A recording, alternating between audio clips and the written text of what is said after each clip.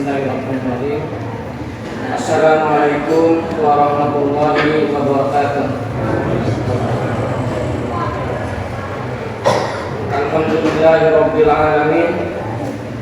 Puji dan syukur kita panjatkan kepada Allah Subhanahu wa taala atas segala nikmat yang diberikan kepada kita. Dan sholawat dan salam semoga tercurah kepada Nabi Muhammad sallallahu alaihi wasallam beserta keluarganya dan sahabatnya sampai pengikutnya sampai di yaumil akhir. Nah, sebelum pencerahan naik mimbar, ada beberapa informasi yang perlu kami sampaikan. Yang pertama adalah penceramah tarawih malam ini, yaitu Ustaz Mu'arif Zainuddin, dan penceramah besok malam insyaallah Ustaz Muhammad Faisal. Sedangkan penceramah besok subuh insyaallah sama Ustaz Muhammad Faisal juga. Dan yang kedua, laporan kenceleng Ramadan. Hasil kenceleng tarawih malam kemarin sebesar Rp760.000, sehingga total penerimaan kenceleng hingga kemarin sebesar Rp10.458.000. Pengeluaran sampai malam ini sebesar Rp2.240.000, sehingga satu kenceleng tarawih dan sholat Jumat hingga malam ini sebesar Rp8.289.000. Jazakallahu khairan katsiran. Semoga infak dan sedekah Bapak Ibu sekalian diberi pahala yang diberikan oleh Allah Subhanahu wa taala. Dan untuk mengingatkan kembali para jemaah untuk selalu menjaga protokol kesehatan, itu selalu memakai masker. Demikianlah yang bisa kami sampaikan. Kurangnya mohon maaf. Bila kita taufiq wal hidayah. Wassalamualaikum warahmatullahi wabarakatuh. Kepada Ustaz Mu'arif Zainuddin.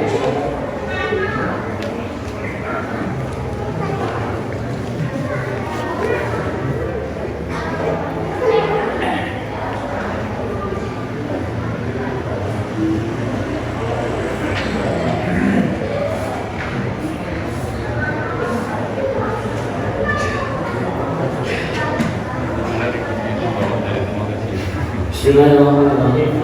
Assalamualaikum warahmatullahi wabarakatuh.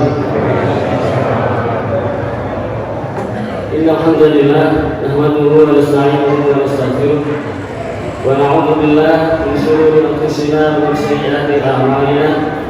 Man yahdihillahu fala mudilla lahu wa man yudlil fala hadiya lahu. Wa asyhadu an la ilaha illallah wahdahu la syarika lahu wa asyhadu anna Muhammadan abduhu wa rasuluh. Allahumma shalli wa sallim ala sayyidina Muhammadin wa ala alihi wa sahbihi ajma'in wa man tabi'ahum bi ihsanin ila yaumil amma ba'd. Para jamaah sekalian yang cinta takwa yang dirahmati Allah Subhanahu wa taala. Alhamdulillah, kita sangat bersyukur kepada Allah Subhanahu wa taala atas karunia-Nya. Allah perkenankan hingga hari ini kita dijadikan oleh Allah sebagai orang-orang yang bisa istiqomah menjalankan seluruh rentetan aktivitas yang Allah wajibkan ataupun sunatkan di bulan Ramadan ini. Maka dengan istiqomah ini kita memantaskan diri. Orang-orang yang berhak mendapatkan surganya Allah adalah orang-orang yang dihapus segala kesalahan-kesalahan dan diampuni dosa-dosanya. Itulah kenapa Allah Subhanahu wa taala selalu memberikan janji bahwa aktivitas yang kita lakukan selama bulan Ramadan ini hasil akhirnya diantaranya adalah ghufrallahu ma taqaddama min dhanbi, sebagaimana yang disampaikan oleh Rasulullah SAW. Dan Allah SWT tahu orang yang mampu menjalankan ini hanyalah orang-orang yang beriman. Orang-orang yang dalam hatinya ada iman, dan mengaplikasikan iman itu di dalam amal salehnya. Maka orang-orang yang tidak beriman maka akan sulit untuk bisa istiqomah, atau yang sedang lemah imannya akan sulit untuk istiqomah. Mendapatkan surga Allah itu adalah dengan memataskan diri kita bahwa kita adalah orang yang kesalahan kita harus dihapus semuanya, dosa-dosa kita diampuni oleh Allah Subhanahu wa taala. Maka Rasulullah mengingatkan, bagaimana seorang celaka seorang itu dakhala alaihi Ramadan faghfar lahu. Dia masuk bulan Ramadan, melewati hari-hari Ramadan, tapi dia menjadi orang yang tidak diampuni karena menjadikan hari Ramadan sebagai hari seperti biasanya, tidak menjalankan semua aktivitas sama sholat. Makanya ini yang diwanti-wanti oleh Rasulullah menjadi orang celaka. Tapi mudah-mudahan Allah Subhanahu wa taala berikan kita istiqomah hingga akhir Ramadan, bahkan hingga akhir hayat. Amin ya rabbal alamin. Jemaah sekalian yang dirahmati Allah Subhanahu wa taala, sebagaimana yang ditulis di papan atau di jadwal, insyaallah tema kita adalah keutamaan sholat berjamaah. Dan saya ingin mencoba untuk menggali inspirasi dari surat yang mungkin tidak asing ketika saya menjadi imam, yaitu surat An-Nur. Dan surat An-Nur ini merupakan surat yang secara isinya berisi tentang keluarga. Ya.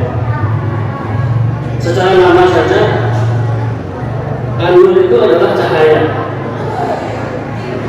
Maka seseorang yang mencoba untuk mengaplikasikan surah An-Nur, dia adalah orang-orang yang mencoba untuk mendapatkan cahaya Allah Subhanahu wa taala. Allah berfirman, Allahu nurus samawati wal ardh.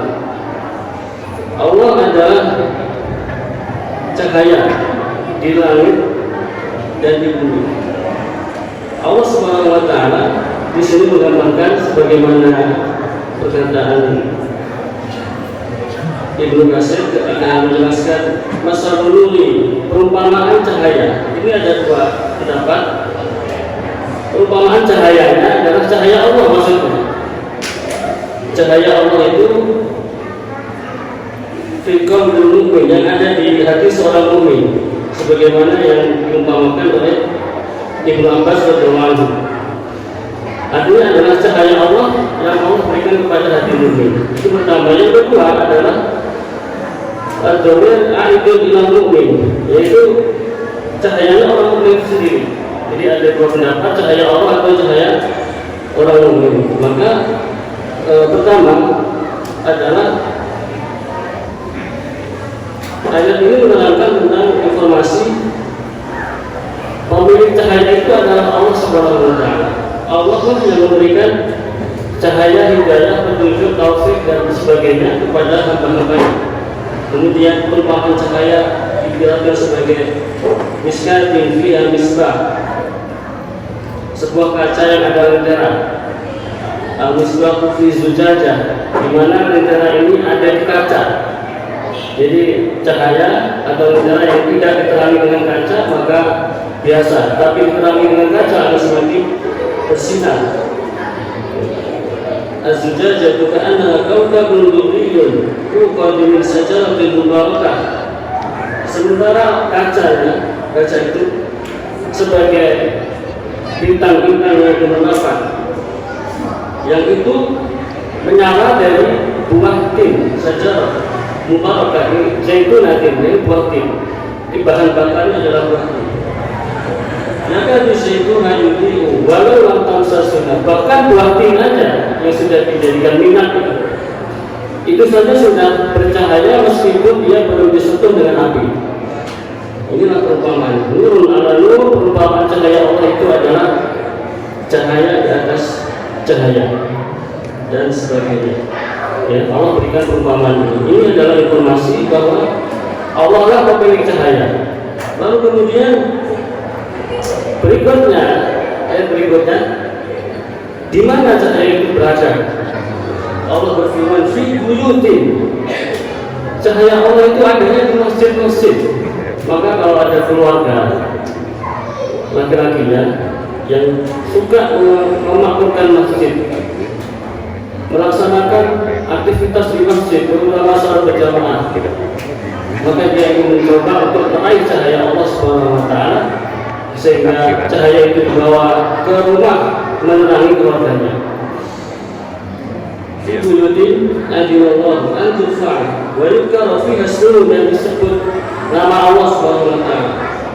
Yusabbihu lahu fiha bil ghudwi wal asal, di mana dia juga melaksanakan aktivitas berzikir di pagi dan petangnya di masjid Allah Subhanahu wa taala. Jadi masjid ini sumber cahaya Allah kalau orang ingin mendapatkan cahaya Allah.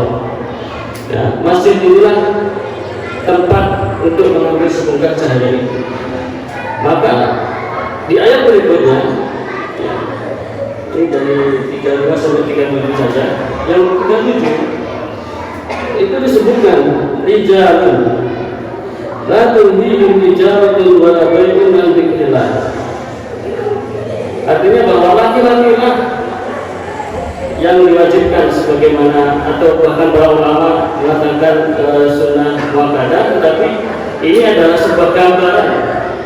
Allah menggambarkan laki-laki lah yang mereka berhak untuk memakmurkan masjid, rijalun.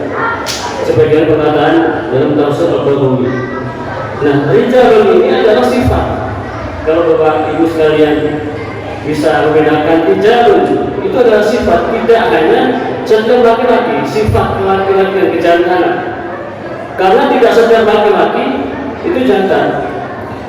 Allah ketika menggambarkan laki-laki itu bukan pakai rijal, tapi secara jenis kelamin itu pakai zakar.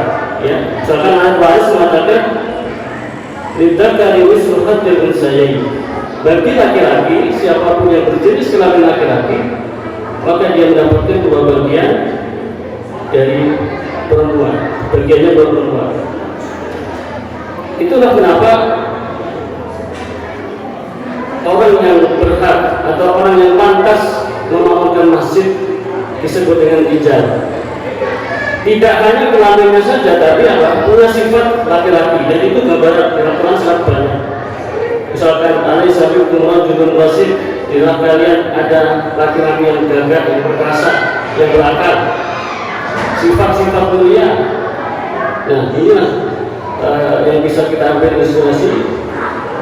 Dan ketika laki-lakinya tidak pergi ke masjid untuk meraih cahaya Allah, maka nanti rumah-rumah itu akan tutup, ya, rumah-rumah akan tutup dari cahaya Allah Subhanahu wa taala.